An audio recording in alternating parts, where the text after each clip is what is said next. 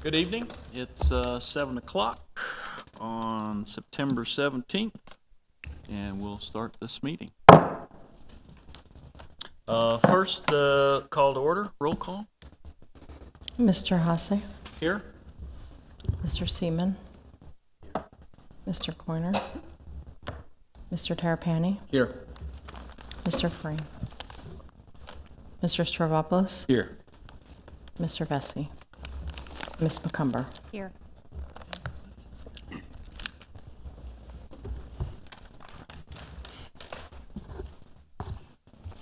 Thank you. Number 2 is approval of minutes from August 20th, 2018. Do I hear? I make a motion to approve. Thank you. Second. Thank you very much.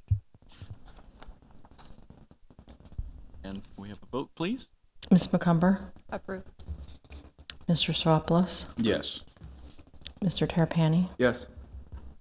Mr. Seaman, Yes. Mr. Hasse. Yes. Thank you. Next is the quasi-judicial announcement and swearing in of speakers. This is a quasi-judicial proceeding where the Planning and Zoning Board acts in a quasi-judicial rather than a legislative capacity. At a quasi-judicial hearing, it is not the board's function to make law, but rather to apply law that has already been established. In a quasi-judicial hearing, the board is required by law to make findings of fact based upon the evidence presented at the hearing and apply those findings of fact to previously established criteria contained in the Code of Ordinances in order to make a legal decision regarding the application before it. The board may only consider evidence at this meeting that the law considers competent, substantial, and relevant to the issues. If the competent, substantial, and relevant evidence at the hearing demonstrates that the applicant has met the criteria established in the Code of Ordinance, then the board is required by law to find in favor of the applicant.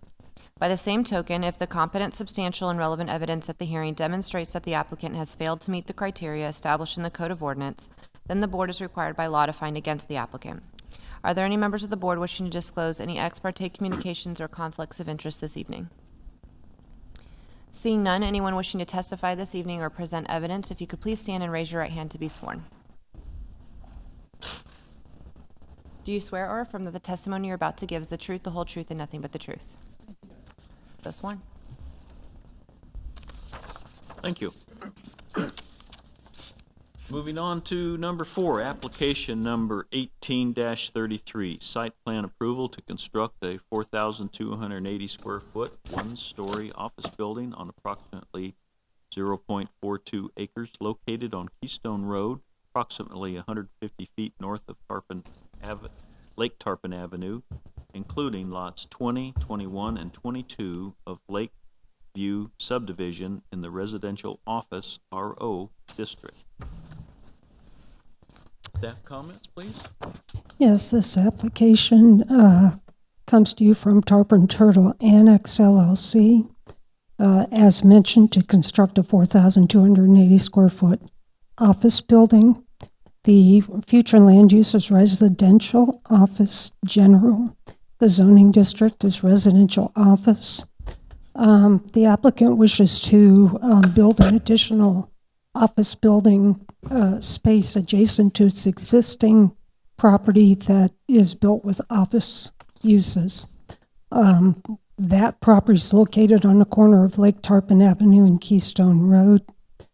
The access to this additional office will be through that adjacent property from Lake Tarpon Avenue.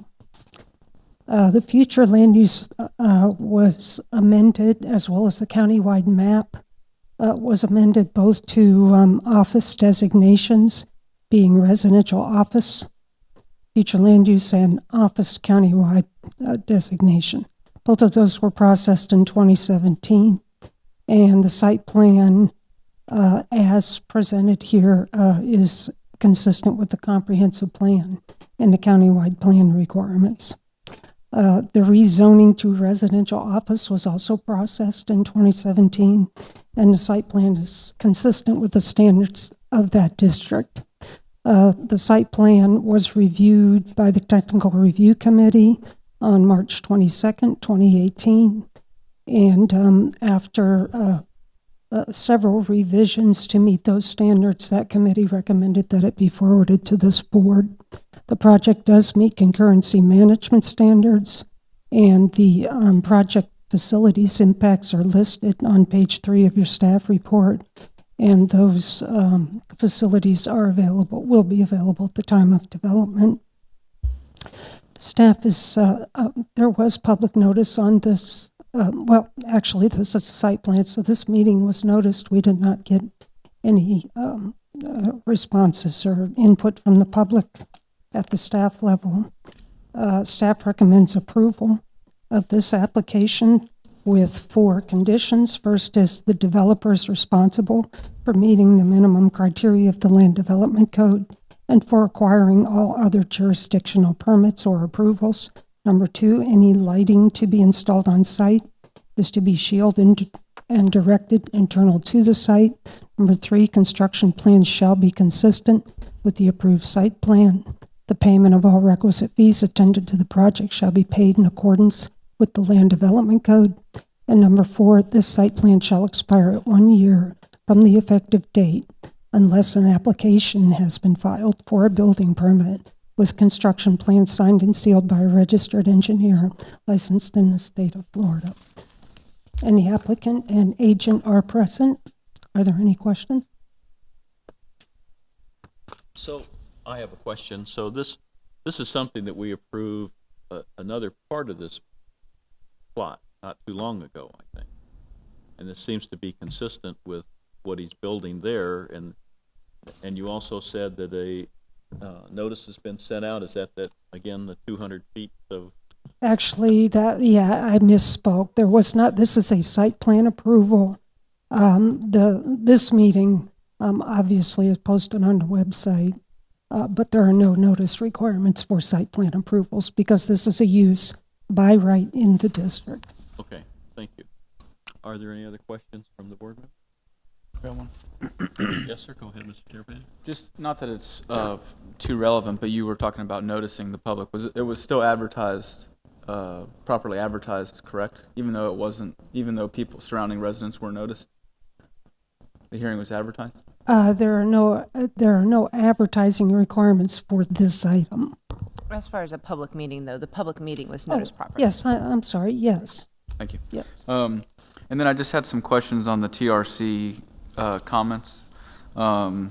Just some of their initial, I guess this was from the Planning and Zoning Board, the supply concurrency table, and then there's some notes regarding the irrigation connection. My question is, why does, where it says items on page 8,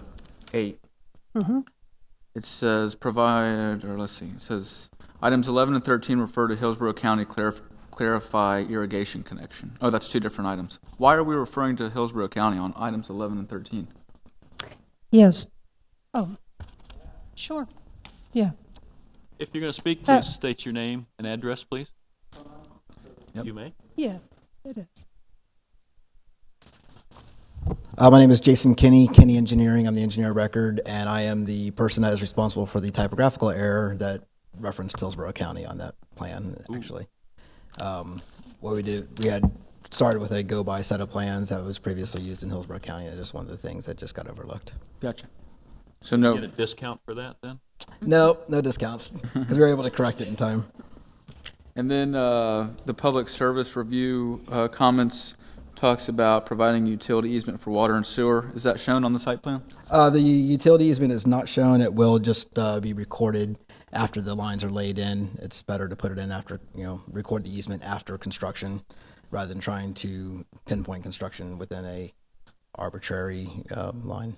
And those easements will be to the city or to the utility provider? They'll be to the Both. The water and sewer is the city, so yeah. Right. Great. Thank you. Are there any other questions from the board? No?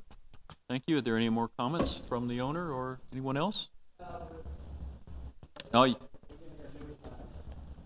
you want to speak. You know the rules. No, I don't. And I just want to thank everybody. An address.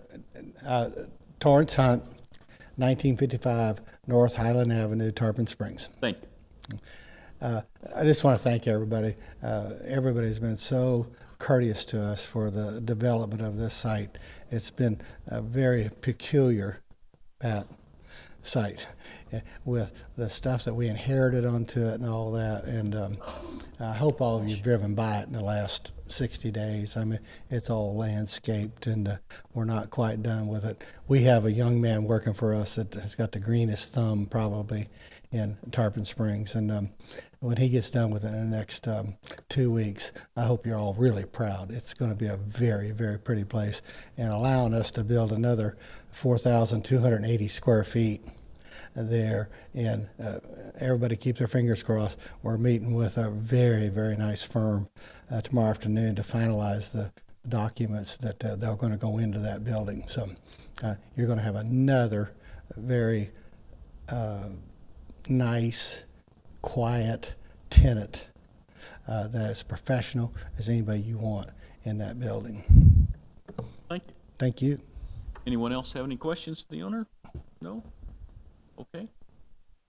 You need something else? About that discount you were talking about?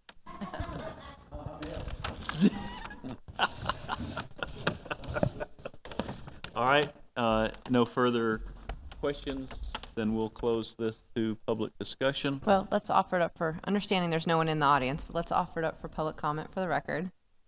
Is there anyone in the public that would like to talk about this? Okay, there is no other further questions from the public, so we'll close that public part and open discussion amongst the board. I think Mr. Hunt's done good by the city so far, so I move to approve. I agree. I think he's done a great job there. It was a property that's been delinquent for a long, long time, and appreciate that. Anyone else? So can I clarify, Mr. Terrapini, was that a motion to approve? Motion to approve. Okay. Do I hear a second? Yeah. Second. Thank you. We have a vote, please. Ms. McCumber? Yes. Mr. Saropoulos? Yes. Mr. Terrapini? Yes. Mr. Seaman? Yes. Mr. Hasse? Yes. Motion passes. Thank you very much. Thank you. Next on the list is board comments. Any comments, anyone? Staff comments? Staff comments? No comments. All right, moved ahead. Board comment? I have one. I'm still complaining about 200 feet, so how are we doing with that? We are still researching it. Okay. Yeah. Do you have any idea when that the research might be done? Well, part of it is, as we talked last time, is that we are going to be looking at the entire code, assuming the budget passes tomorrow, this coming year. So that'll be one of the first things I think we'll talk about. We just have not done a whole lot of work on the code changes, because part of it is to make sure everything's consistent when we change one thing and what those impacts are to applicants, public, and everything. For each, I think you guys, and we've had another board ask for all the boards and all the application types to be looked at. Okay, So thank you. All right. I'm just going to ask it every single time. that's fine. All right. Any other questions or comments from the board? No? Then I suggest that we adjourn. Do I hear a motion to adjourn? Motion to adjourn. Do I hear a second? A second. Do I need to vote on that?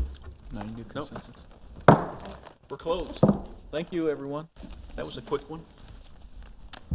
That is